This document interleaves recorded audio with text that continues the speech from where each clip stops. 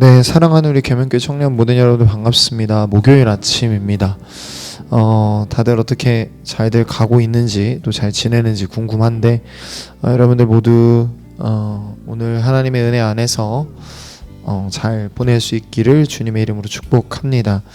오늘 이제 16장부터 봤을 텐데 내용을 보신 분들은 아실 텐데 이제 다윗 왕이 즉위하는 장면이 나옵니다. 그러니까 하나님께서 사울 왕을 버리시겠다고 하시고, 그리고 다윗 왕, 하나님께서 룻기에서부터 원하셨던 진짜 하나님의 통치를 이루는 왕이 등장합니다. 그러니까 하나님의 통치, 샤파트에 인정하는, 하나님의 샤파트를 인정하는 통치자인 멜레크인 왕이 드디어 등장하게 되는 것이죠.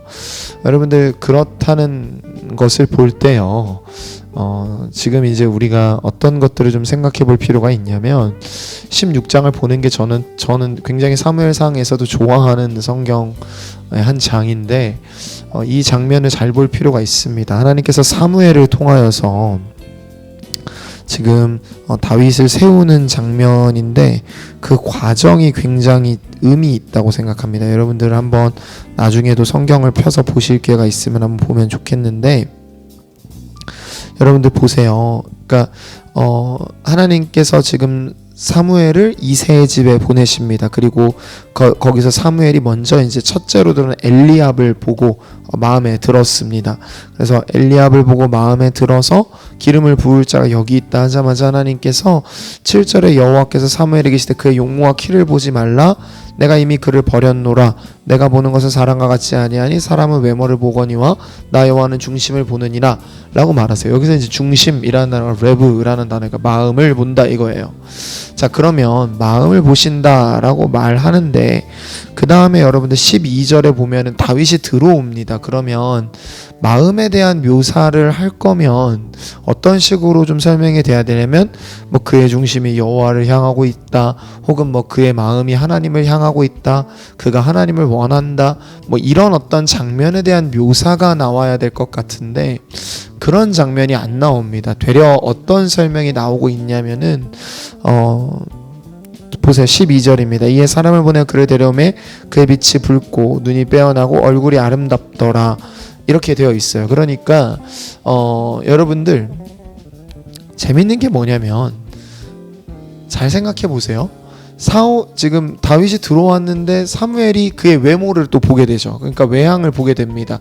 그러니까 성경이 묘사하고 있는 게 그의 내면이 아니라 그의 외향이라는 거예요. 그래서 사무엘이 기름불병을 가져다가 그에게 결국 기름을 붓고 세우게 됩니다. 여러분들 재밌는 게 뭐냐면, 지금 외모를 보지 말라라고 하셨는데 또 외모에 대한 서술이 나오고 있는 것이 뭘까요? 여러분들, 그래서 제가 막 예전에 중고등부 애들한테 농담을 했던 말이 뭐 하나님 외모 보시는 것 같다 뭐 이런 말도 했었고요. 또 뭐 저한테 제자훈련 들으신 분들은 알 거예요. 제가 이 부분 가지고 설명했었으니까 하나님이 외모 보시는 것 같다, 제가 막 이런 농담을 했던 것들이 기억이 나실지 잘 모르겠는데, 결론적으로 이 본문이 말하고 싶은 건 뭐냐면, 하나님의 외모를 보신다라는 말이 아니라 하나님께서 다윗 한 사람의 중심을 일평생을 다듬어갈 사람으로 선택하셨다는 표현이 적절합니다. 그러니까 하나님께서 나중에 보면은 다윗을 향해서 하나님이 어떻게 묘사하시냐면, 그는 내 마음에 합한 자라라고 설명을 하세요.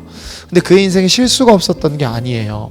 자, 그리고 그의 인생을 하나님이 자기 마음에 합한 자로, 그 다윗의 중심이 하나님을 향하도록 하나님이 그를 훈련시키시는 과정이 쭉 펼쳐집니다.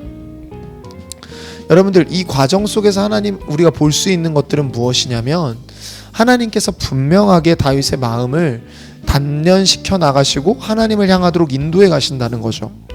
여러분, 성도의 삶에서 누릴 수 있는 가장 큰 특권은 저는 이것이라고 생각해요. 그러니까 하나님의 작정이 우리를 향해 흐르고 있는 거예요.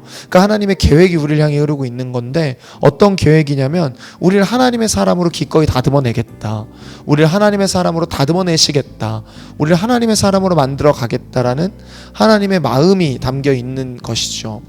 여러분들, 그 하나님의 마음 안에 우리가 있는 것이기 때문에 우리가 포기되지도 않고 버려지지도 않고 낙오되지 않고 매일매일 우리를 향해 은혜를 부으신 하나님으로 말미암아 우리 마음이 조금씩 우리의 중심이 하나님을 향해 변해갈 수 있는 것이죠. 여러분, 이게 얼마나 놀라운 일인지를 복음이 잘 보여줍니다.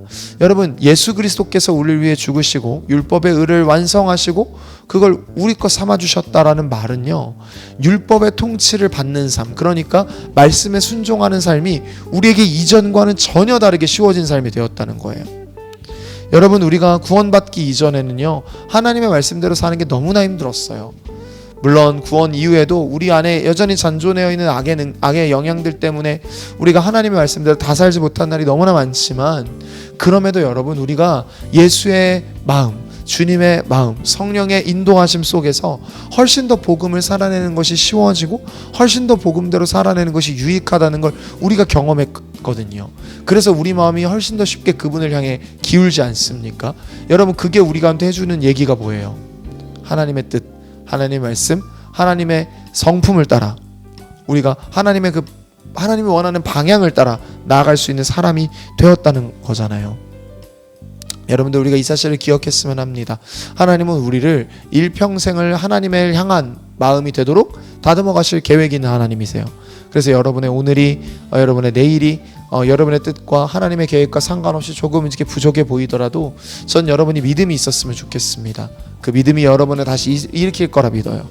부족하지만 하나님이 이루실 것이다 라는 믿음으로 우리의 마음을 이미 하나님께 합한 자로 다듬어갈 계획이 있으신, 우리 마음의 중심을 하나님을 향하도록 이끌어 가실 하나님이 있음을 믿고 나아가는 우리 모두가 될 수 있기를 주님의 이름으로 축복합니다. 기도할까요? 하나님, 오늘 다윗의 삶을 바라봅니다. 다윗의 인생이 하나님 손에 은하여서 이끌려 짐바되고 그래서 하나님이 원하시는 삶이 되었던 것처럼 우리의 인생도 하나님이 원하시는 방향대로, 하나님이 기울어지기 원하는 대로 기울어져서, 하나님, 때론 우리가 실패하고 넘어진다 할지라도 매일의 삶 속에서 우리를 다듬어 가시는 주님으로 말미암아 우리 마음이 주님을 향하도록 인도하소서. 아버지께서 그렇게 이끌어 가실 것 믿고 감사드리며 예수님의 이름으로 기도했습니다. 아멘.